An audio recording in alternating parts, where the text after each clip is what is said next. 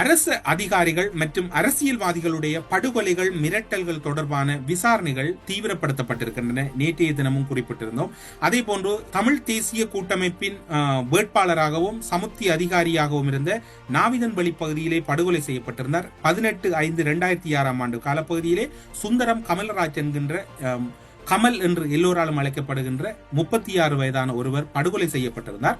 அந்த படுகொலை தொடர்பாகவும் அந்த படுகொலையோடு தொடர்புபட்டவர்களும் இப்போது ஒப்புதல் வாக்குமூலம் வழங்கி இருப்பதாக கூறப்படுகின்றது.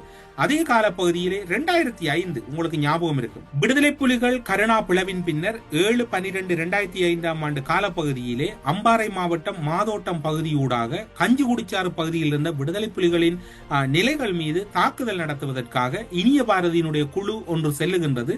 அதில் படுகாயமடைந்து இனிய பாரதி உட்பட்ட 2 படுகாயமடைந்த நிலையிலே மீண்டும் ராணுவத்தினர் மீண்டும் வருகின்றார்கள். இந்த தாக்குதல் எப்படி இடம்பெற்றது என்றால், இனிய பாரதியின் குழுவிலே சென்ற 2 தான் இந்த தாக்குதலை நடத்திவிட்டு அவர்கள் உடனடியாக கரடினாறு சென்ற ஒரு சந்தர்ப்பம் இருந்தது. அவர்கள் வேறு யாருமல்ல, புகழ்வேந்தன் மற்றும் ஞானதேவன் ஆகிய 2 இந்த தாக்குதலை மேற்கொண்டதாகவும் அவர்கள் அதன் பின்னர் கரடினாறு பகுதியிலே ஒரு ஊடக சந்திப்பை நடத்தியிருந்தார்கள். இந்த புகழ்வேந்தன் மற்றும் ஞானதேவன் ஆகிய 2 குடும்பத்தார் சந்திவெளி பகுதியிலே வசித்த போது அந்த குடும்பத்தில் இருக்கக்கூடிய பெண் உறுப்பினர்கள் மீது இனந்தெரியாத நபர்கள் தான் அன்று இருந்த அதி உச்சமான ஒரு சொல்லாடல்.